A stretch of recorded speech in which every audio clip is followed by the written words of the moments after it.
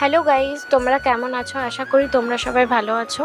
আমিও খুব ভালো আছি। তোমরা তো দেখিয়েছিলে আগের ভিডিওতে যে মিয়ামোর থেকে আমি বাবার বার্থডের জন্য কেক কিনেছিলাম। তো এখানে কেক কেনার পরে আমি এখানে আমুলের সিটি সেন্টারে গিয়েছিলাম, আমাদের কৃষ্ণনগরে। আমার একটা টক দইয়ের প্রয়োজন ছিল, যেহেতু আমি মাংসটা রান্না করব। তো আমি দহি চিকেন বানানোর জন্যই এখানে টক দইটা কিনতে এসেছিলাম, যে অন্য কোথাও পাবো কি পাবো না। তো এখান থেকে কিনে নিয়েছিলাম। তো আমার এখানে টক দই দেওয়া কেনা কমপ্লিট।